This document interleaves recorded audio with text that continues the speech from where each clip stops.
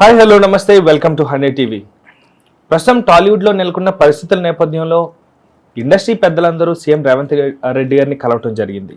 అయితే కలిసిన తరువాత ఆయన మాట్లాడిన విషయాలు లేకపోతే ఇండస్ట్రీ పెద్దలు వాళ్ళకున్న సమస్యలు చెప్పుకున్న తర్వాత కొన్ని గంటల తర్వాత ప్రతి ఒక్కరూ కూడా, అది కూడా ప్రముఖ నటీనటులు అవ్వచ్చు, స్టార్ డైరెక్టర్లు, స్టార్ ప్రొడ్యూసర్లు, ఫేమస్ ఆర్టిస్టు, ప్రతి ఒక్కళ్ళు కూడా స్పందించడం జరుగుతుంది. అయితే తమ్మారెడ్డి భరద్వాజ గారికి ఒక సూటిగా మాట్లాడతారు అన్న ఒక లైన్ కూడా ఉంది. ఆయనకి డిరైవ్ చేయాలంటే సూటిగా చెప్పేస్తారు భరద్వాజ గారు అన్న ఆ మాట కూడా ఉంది. అయితే అలాంటిది భరద్వాజ గారు మాట్లాడి ఏమన్నారు, ఇండస్ట్రీకి ఎందుకు చెడ్డ రోజులు తీసుకొచ్చారు అంటూ పరోక్షంగా ఎవరినైతే విమర్శించారో షార్ట్ మాటల్లో తెలంగాణ యూత్ ప్రెసిడెంట్ ఎంఆర్ సతీష్ గారు ఉన్నారు, అడిగి తెలుసుకుందాం. నమస్తే అండి. సో నిన్న జరిగినటువంటి ఇండస్ట్రీ పెద్దల సమావేశం ముఖ్యమంత్రి గారితో ఏదైతే జరిగిన తర్వాత ప్రముఖులందరూ కూడా మీటింగ్ తర్వాత స్పందించడం జరుగుతుంది. దాంట్లో ప్రధానంగా చూసుకుంటే బాగా పేరున్నటువంటి వ్యక్తి తమ్మారెడ్డి భరద్వాజ గారు. సో ఆయన పరోక్షంగా ఎవరినో టార్గెట్ చేస్తూ మాట్లాడుతున్నారు అన్న మాటలు అయితే మనకు వినిపిస్తున్నాయి. ఎవరిని ఉద్దేశించి ఏం మాట్లాడారు? తమ్మారెడ్డి భరద్వాజ గారు అంత సీనియరు, ఇండస్ట్రీలో పెద్ద వ్యక్తి, మాట్లాడే ప్రతి వర్డ్ కూడా ప్రతి మాట కూడా చాలా మందిని ఉద్దేశించి ఇలా ఉంటుంది కాబట్టి ఆలోచన చేసుకొని ఆచితూచి మాట్లాడితే బాగుంటుంది. ఇప్పుడు సరే ఆయన ఎవరి గురించి మాట్లాడుతున్నావు కానీ చాలా మంది మనోభావాలు దెబ్బతినేలాగైతే మాట్లాడుతుండు. సీఎం గారు పర్టికులర్గా ఒక ప్రకటన ఇచ్చారు, దాని మీదనే ఆయన ఆ సిస్టమ్ మీదనే ఉంటున్నారు. ఈయన ఏదో మాట్లాడుతూ నీ వల్ల, ఇప్పుడు అల్లు అర్జున్ వల్ల, ఈయన చేసే పనుల వల్ల ఈరోజు మనము చీఫ్ మినిస్టర్ ఇంటికి వెళ్ళి కాళ్ళు మొక్కే పరిస్థితి వచ్చింది, ఆడికి వెళ్ళి మాట్లాడాలా, ఆడికి వెళ్ళి కాళ్ళు మొక్కాలా, తప్పదండి. ఇప్పుడు మీ కాళ్ళు మొక్కమని కూడా సీఎం గారు అంటలేరు కదా. మీదేదో వర్క్ మీరు చేసే పని కూడా సక్రమంగా చేసుకోండి అని చెప్తుండు, దానికి మీరు వచ్చి కాళ్ళు మొక్కమని చెప్తున్నా. ఈయన ఎందుకు అంత ఈగో ఫీల్ అవుతుండు తమ్మిరెడ్డి గారు? అంతగానో ఈగో ఎందుకు ఫీల్ అవుతుండు? మంచి వాళ్ళే వెళ్ళి అక్కడ మాట్లాడుతున్నారు, ఒక అకేషన్గా మాట్లాడుతున్నాం. ఇంకొకసారి ఇలాంటి ఇండస్ట్రీలో ఇలాంటి పరిస్థితులు రావు, వచ్చినా మాది రెస్పాన్సిబుల్, మేము దానికి ఏదైతే మీరు చెప్పిన షరతుల ప్రకారం మేము అలాగే ఉంటామని వీళ్ళే వెళ్ళి చెప్పుకోవడం జరుగుతుంది, మాట్లాడుతున్నారు. ఈయన ఇంట్లో కూర్చొని సోఫాలో కూర్చొని ఈయన ఎందుకు ఇంతగానో కష్టం అవుతుంది మాట్లాడడానికి? ఆయన మాట్లాడారు, ప్రతి వాళ్ళు మాట్లాడుతున్నారు. ఈరోజు మాధవ్ ఏదో మాట్లాడుతుంది, ఆమెకు తెలిసి మాడుతుందో ఈరోజు బన్నీ చేసిందే కరెక్టు, మీరు ఇలా మాట్లాడతారా, సీఎం గారు ఇలా చేస్తున్నారు, ఇది కరెక్ట్ కాదు అంటే ఒక రాష్ట్ర ముఖ్యమంత్రిగా తీసుకున్న నిర్ణయాల మీదనే రాంగ్ అని చెప్తాండ్రా? నీకు బన్నీ మీద ఇంట్రెస్ట్, ప్రేమ, ఇంకేమైనా ఎఫెక్షన్ ఉంటే నువ్వు బన్నీ గురించి మాట్లాడుకోవాలి కానీ రాష్ట్ర ముఖ్యమంత్రి గారి రాంగ్ తప్పంటారా? ఇంతమంది కరెక్ట్ అని చెప్పేసి పోయారు కదా. అదే దిల్రాజు గారు కూడా ఎక్కువ అక్కడ మాట్లాడలే కదా.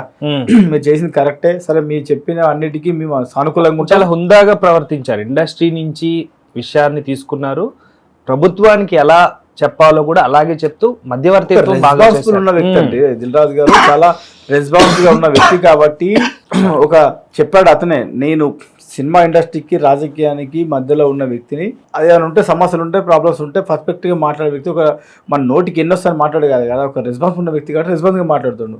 ఈమె ఏదో ఇప్పుడు మాట్లాడుతుంది, ఆయన ఏదో మాట్లాడుతుండు, వీళ్ళందరూ ఇలా మాట్లాడి రేపు పొద్దున ఉన్న విషయాన్ని మళ్ళీ ఇంకా పెద్దగా చేసుకోవడం ఎందుకు? దీనివల్ల ఇంకా వేరే వాళ్ళు కౌంటర్ ఇవ్వడం, వాళ్ళకి సంబంధించిన మంత్రులు, ఇప్పుడు ప్రభుత్వంలో పనిచేసే మంత్రులు, ఎమ్మెల్యేలు, ఆ పనిచేసే వాళ్ళు కొన్ని మాట్లాడడం, మీరు కొన్ని మాట్లాడడం, ఇప్పుడు దీన్ని ఇక్కడ దాంతో సాపిగా కట్ చేసి ఇక్కడ దాంతో వదిలేస్తే బాగుంటుంది కదా. మీరు మైక్ దొరికింది కదా, మీరు సెలబ్రిటీ కావాలని, లేకపోతే ఈ విషయం గురించి ఈ టాపిక్ మీద మేము అటు గవర్నమెంట్కి కానీ ఇటు ఇండస్ట్రీకి కానీ మేము ఏదో కనబడాలి, తెలవాలని మీరు టీవీలలో ఛానల్లో ఇష్టం మాట్లాడితే రేపు పొద్దున అది ఎవరికి ఇబ్బంది అవుతుంది? ఇండస్ట్రీకే ప్రాబ్లం అవుతుంది. ఏది మాట్లాడినా ఆచితూసి మాట్లాడితే బాగుంటుంది. మాట్లాడలేరా? ఆమె కంటే ఇప్పుడు మాధవరేత కంటే పెద్ద హీరోయిన్లు, పెద్ద హీరోలు మాట్లాడరు కదా. ఎందుకు మాట్లాడుతుంది? వాళ్ళు ఎవరు చేసే పని వాళ్ళు చేయాలి.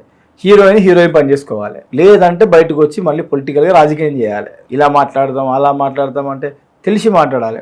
ఆమె ఏం తెలిసి మాట్లాడుతుందో లేదు. లాస్ట్ టైము జానీ విషయంలో కూడా, జానీ మాస్టర్ విషయంలో కూడా బాగానే మాట్లాడింది, బాగానే ఇష్టం మాట్లాడింది, ఆమెకు అనుకునేలాగా మాట్లాడింది.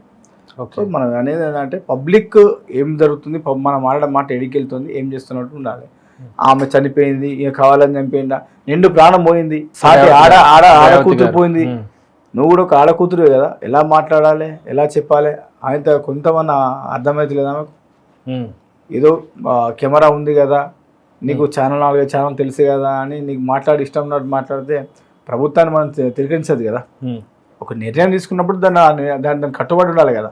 ఇంత పెద్ద వ్యక్తులు కూడా కట్టుబడి ఉండాలి కదా. దానికి ఈ తమ్మారెడ్డి గారికి ఎందుకంత ఇగో వస్తుంది? మరి ఇలాంటి వాళ్ళు చాలామంది ఉన్నారు ఇండస్ట్రీలో. వాళ్ళు చేసే పనులకు వీళ్ళే గ్రేట, మేము మా వీడియోలు కూడా రావాలి, మమ్మల్ని కూడా ప్రజలు చూడాలి అనే వీళ్ళు చాలా మంది ఉన్నారు. వాళ్ళు కూడా వచ్చి మాట్లాడాలి కదా. మరి ఇదేదో ఇప్పుడు కెమెరాలు పట్టుకొని మాట్లాడే కంటే అదేదో మీటింగ్ పెట్టుకొని వాళ్ళ దగ్గరికి వాళ్ళే డిసైడ్ చేసుకోవాలి కదా. ఇలా రోడ్డు మీదకి వచ్చి మళ్ళీ వీడియోలు తీయడం ఎందుకు? దీనివల్ల చాలా ఇబ్బంది అవుతుంది కదా. వాళ్ళకి అంతగానో ఇగో ఉంటే, వాళ్ళకి అంతగానో ఉంటే ముందే ఇండస్ట్రీలో అందరూ కూర్చోబెట్టుకొని మనం ఎక్కడికి వెళ్ళొద్దు, ఎవరిని అడగద్దు, మనకు ఉంటే సినిమాలు ఇద్దాం, లేకపోతే లేదు, లేకపోతే మనం ఎక్కడికైనా ఇంకా బాలీవుడ్కి వెళ్దాం, లేకపోతే చెన్నైకి వెళ్దాం, బెంగళూరుకి వెళ్ళి అక్కడ ఏమైనా చేసుకుందాం అనుకోవాలి. కానీ ఇలా ప్రభుత్వాన్ని విమర్శించేలాగా ప్రభుత్వం తీసుకునే ఏరియాల మీద ఇష్టం మాట్లాడితే అది కరెక్ట్ కాదని నా అభిప్రాయం. ఓకే, అయితే ఒక చిన్న ప్రశ్న సార్, అంటే పాయింట్ వచ్చింది కాబట్టి, మీడియాలో విషయం పోలీస్ స్టేషన్ల నుంచి కోర్టుల వరకు వెళ్తున్నప్పుడు మీడియా వాళ్ళు కొంతమంది చేత మాట్లాడించేటప్పుడు కోర్టు పరిధిలో ఉన్న విషయాలు కూడా వీళ్ళ సొంత నిర్ణయాల్లాగా మాట్లాడేస్తూ ఉంటారు. ఇది తప్పు, ఇది రైట్, అది ఎంతవరకు కరెక్ట్ అండి? తెలిసి తెలియని అవగాహన వాళ్ళకు లైఫ్లో ఏం మాట్లాడాలి, ఏం చేయాలని అర్థం కాక చట్ట పరిధిలో ఉన్నది కూడా మాట్లాడకూడని విషయం కూడా వీళ్ళు ఎలా జడ్జ్ చేస్తారు? అదే అంటున్నాం కదా. ఇప్పుడు చట్టాలు న్యాయాలు తెలిసిన వాళ్ళైతే అలా మాట్లాడరు. ఇప్పుడు మనం దేన్నైనా తెంపడం చాలా ఈజీగా ఉంటుంది, కలపడమే చాలా కష్టంగా ఉంటుంది. సో దేన్నైనా మనం మాట్లాడే ముందు ఇది మనం మాట్లాడే మాట ఎక్కడికి వెళ్తుంది, ఏమవుతుందో ఆలోచించాలి. చట్టాలు, కోర్టులు, న్యాయాలు మనం వాటి తిరస్కరించేలాగా మాట్లాడితే ఎలా ఉంటారో మాట్లాడాలి. అట్లా అనుకుంటే వీళ్ళు పెద్ద పెద్ద లాయర్ లెక్క, వీళ్ళే జడ్జి లెక్క, వీళ్ళే తీర్మానం ఇస్తూ ఉంటారు, వీళ్ళే తీర్పిస్తూ ఉంటారు. అక్కడ కోర్టు వివరాలు ఉన్న విషయాన్ని కూడా అది ఇంకా కోర్టు అది పూర్తిగా దాన్ని విచారణ చేసి కోర్టు పరిధిలో ఉన్న ప్రతి సబ్జెక్టును అనేక రకాల కోణాల్లో చూసి ప్రతి అణువను సబ్జెక్టును వాళ్ళు విచారణ చేసి దాని ఒక తీర్పు ఇవ్వాలి. దాన్ని అప్పటిదాకా వెయిట్ చేయాలి, అప్పుడు మనం మాట్లాడాలి. వీళ్ళే ఇష్టం ఉన్నట్టు వీళ్ళ అభిప్రాయాలు వీళ్ళే ఇష్టం మాట్లాడుతా అంటే ఓకే, వాళ్ళు మాట్లాడుకోవడం వల్ల ఇప్పుడు ఎవరి అభిప్రాయాలు ఇబ్బందులు వాళ్ళే పడతారు. కానీ తర్వాత వచ్చే ఇబ్బందులు కూడా భరించే దమ్ము సత్తా ఉండాలి. మాట్లాడినంత వెంటనే కాదు, రేపు పొద్దున ఇంకేమన్నా విషయం వస్తే దాన్ని సాల్వ్ చేసేందుకు దమ్ము సత్తా ఉన్నప్పుడు మాట్లాడాలి. ఉట్టికి మాట్లాడిన తర్వాత మళ్ళీ మన పని మనం పోతున్నాం, మళ్ళీ ప్రజలకు వినకుండా పోయాం కాదు కదా. మనం ప్రజలకు మేలు చేసినప్పుడు, ప్రజలతో మమేకంగా ఉన్నప్పుడు, మనమంతుగా మనం ప్రజలకు ఏం చేస్తున్నామో ప్రజలు లబ్ధి పొందినప్పుడు అప్పుడు ప్రజల్లో మనం మాట్లాడే రైట్స్ హక్కు ఉంటుంది. నీకు నువ్వే సొంతంగా మనమే తిని మనమే ఉండి మనం ప్రజలతో సంబంధం లేకుండా మనం ఏదో ఫోన్ ఉంది కదా, మనము పౌరులం కదా, మనం మాట్లాడాలి. ఆ ఒక్క హక్కే కాదు, సొసైటీ మీద ప్రతి వ్యక్తులకు ఒక రెస్పాన్స్ అనేది ఉండాలి కదా. నువ్వు సరే సొసైటీ మీద ఒక విలువగా ఒక రెస్పాన్స్ ఉన్నప్పుడు ఏంటంటే అన్ని పనులు అట్లా ఉండాలి. చేసే పనులలో కూడా మనం టైం కేటాయించుకొని, మనం తినపోయినా మన కళ్ళం కూడా పేదోళ్ళు లేకపోతే లేనోళ్ళు, ఇబ్బంది ఉన్న వాళ్ళకు మనం ఏం సాయం చేస్తున్నాం అనేది చేయాలి. Right sir, thank you so much అండి. సో చూసారు కదా వ్యూవర్స్, సో సార్ మీడియాలో వస్తున్నటువంటి వార్తలపైన స్పందించే వాళ్ళు కూడా కొంచెం సహనంతో పరీక్షించి ఎంతవరకు మాట్లాడాలో మన పరిధిలోనే మాట్లాడాలంటూ కూడా సజెస్ట్ చేస్తూ ఉన్నారు. అలాగే రీసెంట్గా జరిగినటువంటి పెద్దలతో, సినీ పెద్దలతో రేవంత్ రెడ్డి గారు మాట్లాడిన తర్వాత జరిగినటువంటి విషయాలు కూడా మీకు చెప్పడం జరిగింది. సో దీని గురించి మీరు ఏమనుకుంటున్నారు కమెంట్ సెక్షన్లో కమెంట్స్ ద్వారా తెలియజేస్తారనుకుంటూ సెలవు తీసుకుంటున్నాం. బాయ్.